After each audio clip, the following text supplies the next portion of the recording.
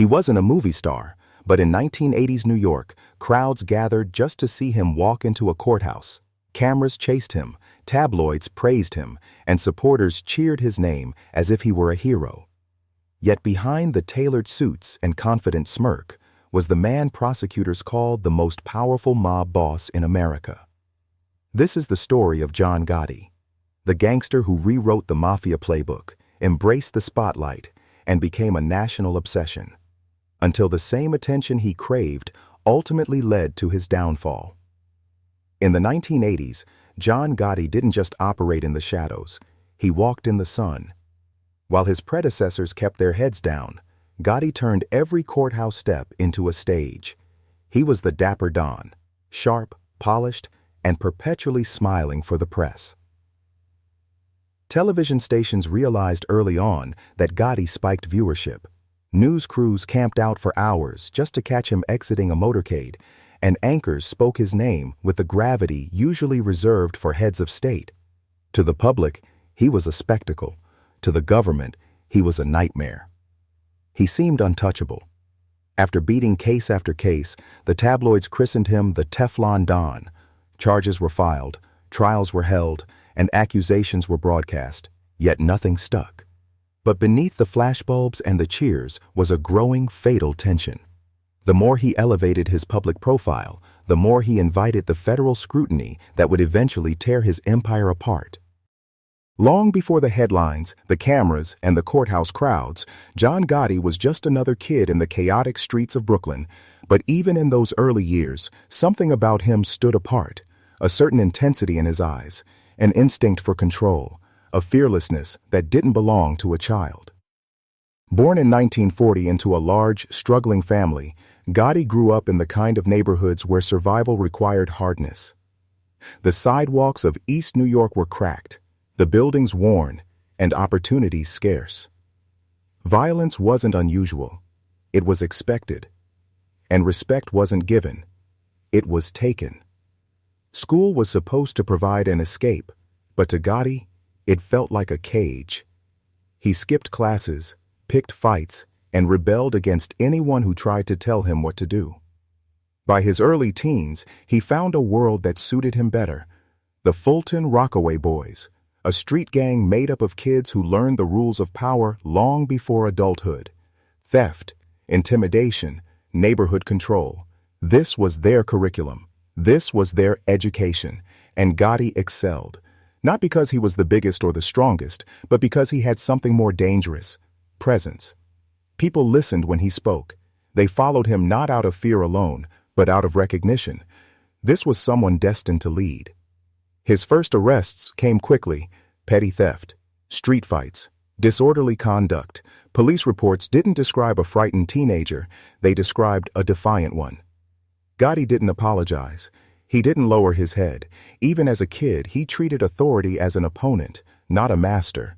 Every arrest hardened him, sharpening his instincts and deepening his street reputation. But the most telling moment came years before he entered the Mafia. During an attempted theft, a heavy piece of machinery fell on his foot, crushing his toes. The injury left him with a permanent limp, a mark he carried for the rest of his life. And yet the story spread not as a tale of weakness, but as a symbol of toughness. He finished the job before seeking help. Word traveled. A kid willing to push through pain earned respect in a world where pain was currency. As the 1960s approached, Gotti wasn't just a street kid anymore. He had built a name that traveled farther than his block. Older men, men tied to the Gambino crime family, began to notice. They watched how he commanded loyalty, how he handled conflict, how he accepted punishment without a word. Brooklyn was filled with young toughs, but very few had the qualities the Mafia valued: fearlessness, loyalty, silence. Gotti had all three, and with each arrest, each fight, each bold move, he drifted closer toward a world far more dangerous and far more powerful than any street corner gang. He wasn't just surviving Brooklyn anymore. He was being shaped by it, prepared for the role he would one day claim. By the early 1960s, John Gotti had carved out a presence in Brooklyn that was impossible for New York's underworld to ignore. The street gangs he once ran with were now too small, too chaotic. Gotti was being pulled into something larger, something structured, disciplined, and far more dangerous. That pull came from one man, Agnello Della Croce. Della Croce was not the kind of mobster the public imagined. He wasn't flashy or loud. He wore plain suits, spoke softly, and carried an aura of silent authority that startled even hardened criminals. As underboss of the Gambino crime family, he was second in command of the most financially powerful mafia organization in the country. If the Gambinos were an empire, Della Croce was its iron spine. Men respected him. Others feared him. Many did both. He noticed Gotti. Under Della Croce's guidance, Gotti was brought into the Bergen crew, an aggressive and profitable subunit based out of the Bergen Hunt and Fish Club in Ozone Park, Queens. To enter this world was to step into the deepest layers of organized crime, a hierarchy defined by loyalty, obedience, and the silent enforcement of rules that existed long before Gotti was born. One of the key operations run by the Bergen crew was cargo hijacking at John F. Kennedy Airport. JFK was a gold mine. Millions in goods passed through daily. Electronics, luxury items, clothing, pharmaceuticals. The Gambinos had contacts inside the airport, lookouts on the outside, and crews ready to intercept trucks loaded with merchandise. Gotti fit into this system with precision. He organized jobs, enforced discipline, and kept the profits flowing up the chain.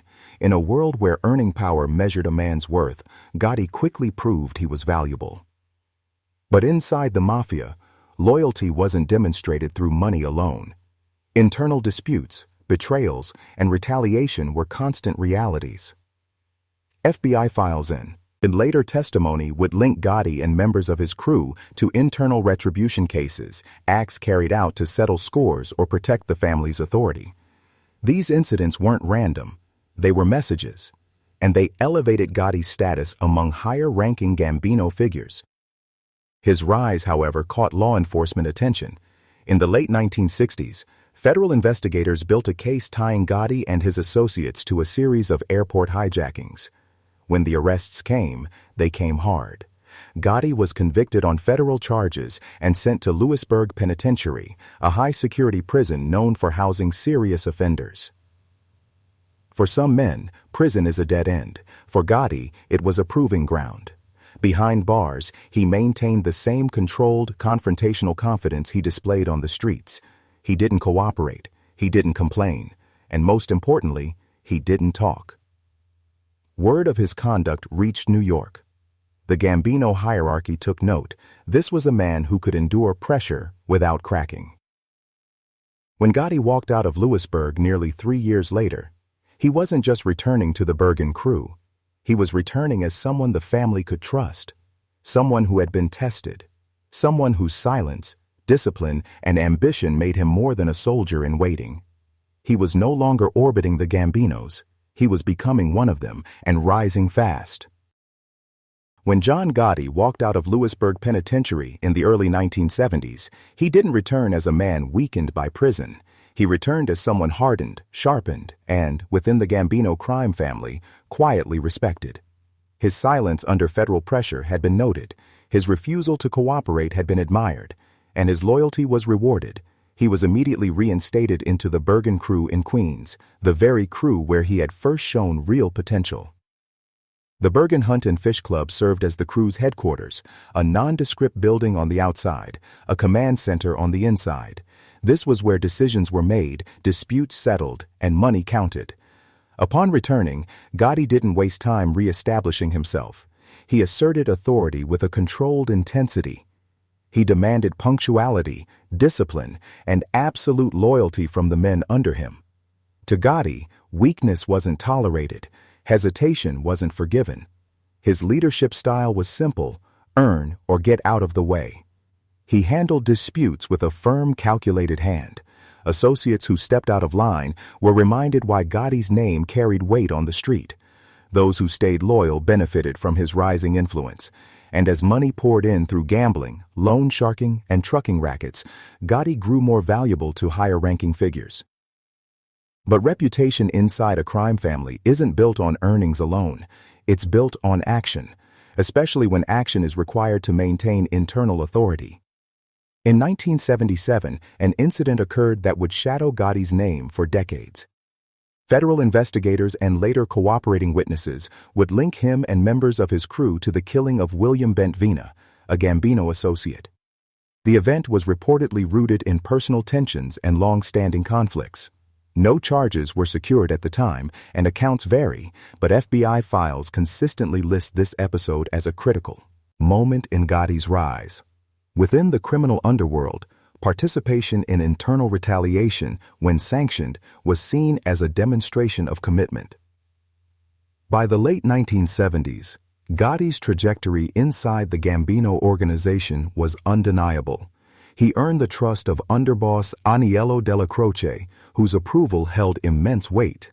Della Croce was a gatekeeper of old-world mafia values: honor, silence, obedience. Gotti fit that mold perfectly, at least in this era of his life. With Della Croce's backing, Gotti reached a milestone few ever achieve. He became a made man. The ceremony, conducted in secrecy, marked his full induction into the Mafia. From that point, loyalty to the family outranked all personal interests. A made man could not be harmed without leadership approval, and in return, he had responsibilities that were absolute. Shortly after, Gotti received another elevation: promotion to captain, or capo regime. As a captain, he commanded crews, oversaw multiple revenue streams, and held authority that placed him among the upper ranks of the organization. He became a power broker in Queens, someone whose name traveled up and down the Gambino chain.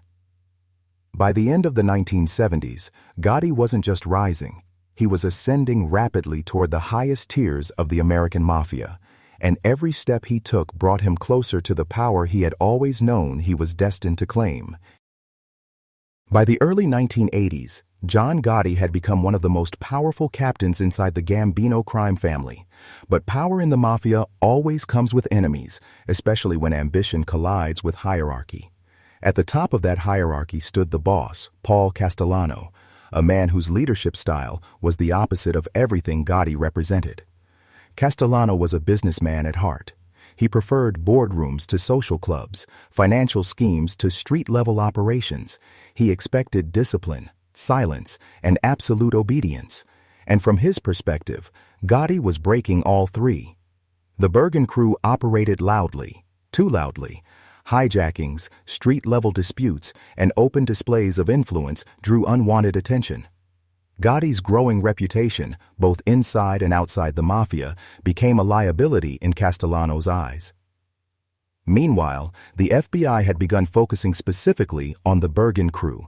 Agents monitored their movements, tapped phones, and tracked members through Queens and Brooklyn. Every arrest, every surveillance operation, every newspaper mention tightened the pressure on Castellano's organization. To the boss, Gotti wasn't just another captain. He was a threat, a man whose behavior risked exposing the entire structure. The tension deepened when rumors began spreading about Gotti's involvement in unsanctioned criminal activities, particularly narcotics. Castellano considered drug dealing forbidden. Anyone who violated that rule faced severe consequences. Gotti denied involvement, and evidence remained thin, but suspicion alone was enough to inflame the divide. Castellano saw a rebellious captain ignoring orders. Gotti saw a distant corporate-style boss who failed to protect the street soldiers who kept the family alive. This internal Cold War might have remained contained, if not for the event that shattered the Gambino family's balance entirely. In 1985, underboss Aniello Della Croce, the man who had mentored Gotti and protected him for nearly 2 decades, died of cancer. His death wasn't just the loss of a leader, it was the loss of a stabilizing force. Della Croce's wing of the family respected him fiercely. Castellano's wing respected his position, but he was the only man capable of keeping both sides from breaking apart. When Della Croce died, old wounds reopened instantly. Castellano made a move that shocked many in the underworld. He refused to attend Della Croce's wake. To Della Croce loyalists, especially men under Gotti, this was more than disrespect. It was an insult to the entire street-based faction of the family. Castellano then bypassed the expected line of succession, refusing to elevate any of Della Croce's loyal captains into the vacant underboss position. For Gotti, this confirmed everything he had suspected. Castellano didn't trust his faction. He didn't value the old-school code. He saw the street crews as liabilities instead of the foundation of the family. With Della Croce gone, nothing remained to restrain the growing hostility. The FBI tightened its grip. Castellano tightened his rules, and Gotti, already a man allergic to submission, tightened his circle. The Gambino family was no longer divided quietly. Now, two factions were moving toward confrontation, one led by a calculating boss, the other by a rising captain who refused to bow. On the evening of December 16, 1985, the streets of Midtown Manhattan were alive with holiday traffic. Shoppers rushed past bright store windows, cabs honked, restaurants overflowed, and in front of Sparks Steakhouse, one of the busiest spots in the city, two of the most powerful men in the underworld stepped out of a Lincoln Town car.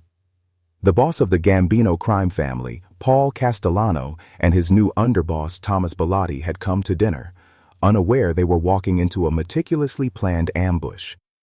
As Castellano approached the restaurant entrance, gunmen emerged from the crowd and opened fire in a rapid, synchronized attack. Witnesses saw bodies collapse onto the pavement, Christmas lights reflecting off the blood-stained concrete. Chaos erupted, and within seconds, the two highest-ranking members of the Gambino family were dead. New York froze. Headlines exploded. This wasn't a quiet, calculated internal adjustment. This was a public execution in the heart of Manhattan, an unmistakable message that the balance of power inside the Mafia had shattered. Though no one was arrested at the scene, law enforcement immediately looked toward one man, John Gotti. He and several trusted associates were seen in the area before and after the shooting, monitoring from nearby vehicles. Weeks of surveillance, followed by years of testimony and cooperation agreements, would later lead prosecutors to label Gotti the architect of the entire operation. They described it as a strategic strike designed to remove a leader viewed as detached, divisive, and fatally disconnected from the organization he controlled. Inside the Gambino family, the reaction was swift. With Castellano dead, a leadership vacuum formed instantly, and Gotti stepped into it with precision. Captains loyal to Della Croce's faction closed ranks around him. Soldiers who resented Castellano's rules rallied to his side. And power, in the Mafia, moves quickly when fear and loyalty align.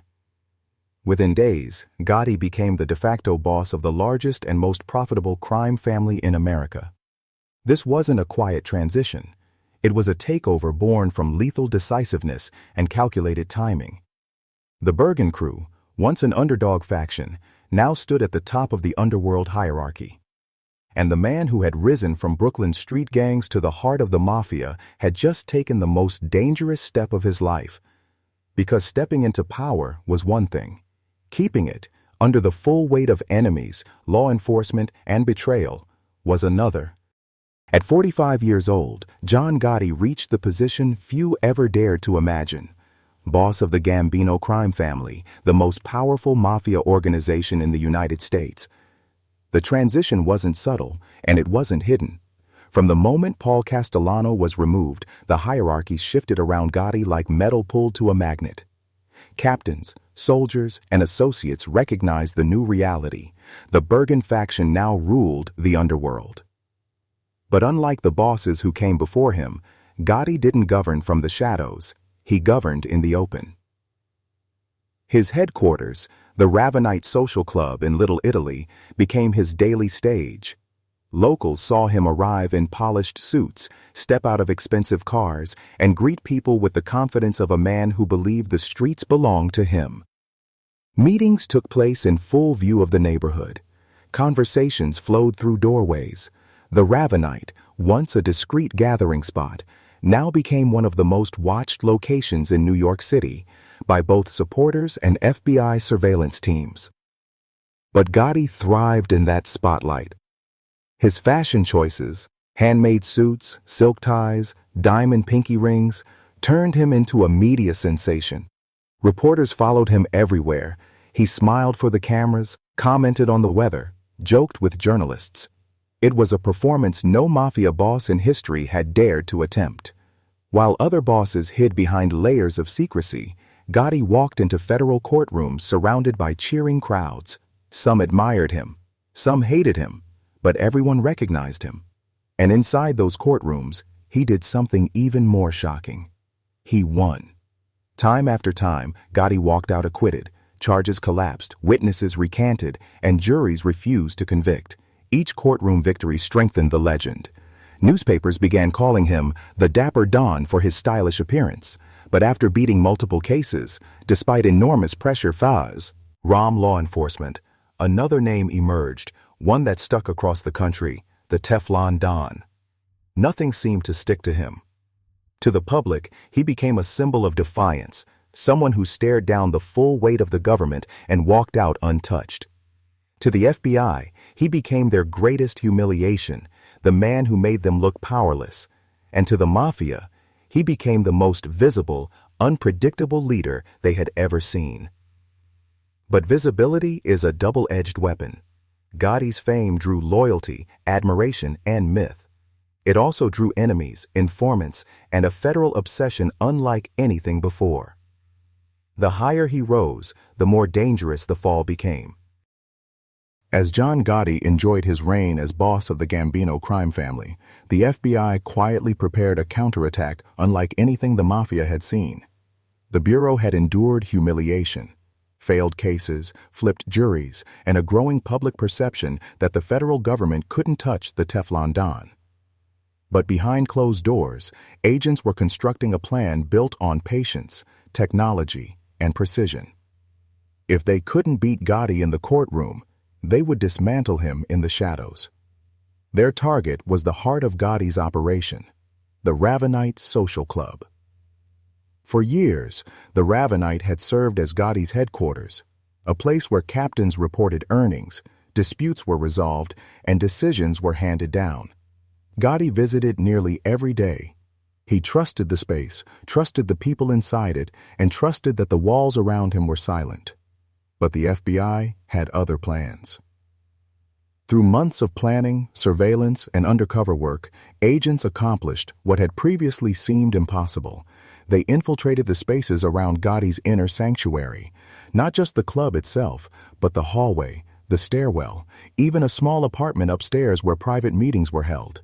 Hidden microphones, some no bigger than a coin, were installed with surgical precision. And then, the Bureau waited.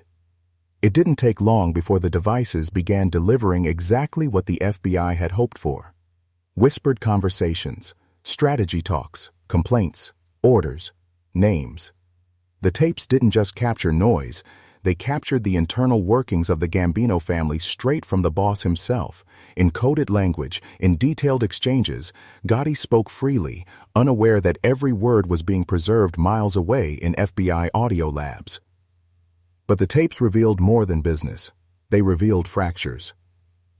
For years, Gotti's closest ally had been his underboss, Sammy Gravano, a man known for his efficiency, organizational skill, and willingness to use violence without hesitation.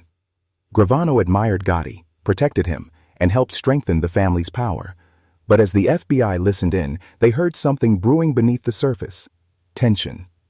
Gotti complained about Gravano's decisions, criticized his choices, questioned his actions, sometimes subtly, sometimes sharply. Whether Gotti meant these words casually or strategically didn't matter. Once spoken, they began to erode the trust between the two men. The FBI heard it all. They documented every comment, every disagreement, every sign that the once solid alliance had started to crack. And as prosecutors later explained, those tapes became their most powerful weapon, not just because they incriminated Gotti, but because they showed Gravano that the man he had loyally served no longer saw him as indispensable. Outside, the Ravenite still looked like the same noisy corner of Little Italy. Inside, it was collapsing. The FBI didn't need force to bring down the Gambino family. They had Gotti's words, and soon those words would turn his closest ally into his most devastating enemy. Inside the walls of the Federal Detention Center, Salvatore Gravano, Gotti's underboss, his enforcer, his most trusted lieutenant, was handed something far more dangerous than any weapon: the tapes. The FBI agents didn't raise their voices. They didn't pressure him. They simply pressed play. On the recordings, Gravano heard the unmistakable voice of John Gotti, not praising him, not defending him, but criticizing him, questioning decisions, blaming him for problems, and discussing internal matters in ways that shifted responsibility downward. The voice was calm, even casual, but the meaning was a knife to the throat of their relationship. For a man like Gravano, who had built his life on loyalty, sacrifice, and unwavering dedication to the family, the betrayal wasn't just strategic, it was personal. Gravano had protected Gotti for years. He had enforced Gotti's orders, managed his operations, and even stood by him through legal storms. But now, locked behind bars, facing a life sentence, he heard the one man he trusted placing distance between them, distance that prosecutors could exploit, that juries could seize upon, that could cost Gravano the rest of his life. The FBI didn't need to convince him to flip. Gotti's own words did that. Over the next days and nights, Gravano sat with the reality of his situation. He understood the Mafia's rules better than anyone. Betrayal was unforgivable. Cooperation with the government meant death. But he also understood another truth, one he had lived by his entire life. In the underworld, survival depends on choosing the right moment to change course. And now, the world he had helped build was collapsing from the inside. When Gravano agreed to talk, the FBI immediately recognized the gravity of what they had gained. He wasn't just any soldier, not even just a captain. He was the underboss, the second highest ranking member of the Gambino family. No one of his rank had ever chosen cooperation before. His defection shattered decades of Mafia tradition and sent shockwaves across every crime family in America. Then came the testimony. Behind closed doors, Gravano laid out decades of operations, murders, rackets, internal decisions, financial networks, and details of the family's structure. He explained how orders flowed, how disputes were settled, how profits were divided. He gave prosecutors the blueprint they had been chasing for years. In the courtroom, Gravano's presence was electric. Jurors stared. Reporters scribbled. His calm descriptions of events, delivered without emotion, without hesitation, cut through the glamour of the Mafia and exposed its machinery. And at the center of that machinery, Gravano testified, was Gotti. For federal prosecutors, it was the moment they had waited for. For Gotti, it was the moment he could never return from. The Mafia had always feared betrayal from outside forces, informants, police, prosecutors. But now, the man who would help bring down the most powerful boss in America wasn't an outsider at all. He was the man who once stood right beside him. After the verdict was delivered, John Gotti was sent to the high-security federal facility at USP Marion, a place designed to isolate the most dangerous criminals in America. For a man who once commanded entire neighborhoods, who walked into courtrooms with crowds cheering his name, the silence of a prison cell was a brutal contrast. The suits were gone. The cameras were gone.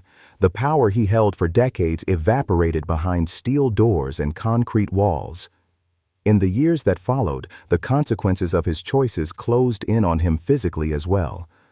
Gotti developed throat cancer, a condition that worsened steadily with each passing year.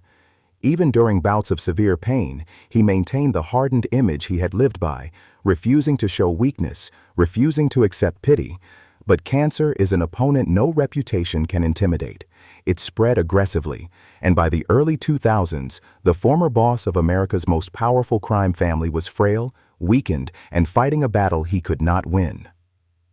On June 10, 2002, John Gotti died at the age of 61 in the prison hospital at the Federal Medical Center in Springfield, Missouri. There were no media crowds, no expensive cars, no entourage, just a final quiet end to one of the loudest criminal careers in American history. But death did not silence the debate around him. To some, Gotti remains a charismatic symbol, a man who defied authority, embraced fame, and turned the Mafia into a spectacle the public couldn't ignore. To others, he was a destabilizing force, whose ego and visibility brought unprecedented law enforcement pressure that ultimately accelerated the collapse of the American Mafia. His rise was legendary, his fall was catastrophic, and even in death, the question lingers: was John Gotti the last great mob boss, or the man who ended the era he claimed to rule?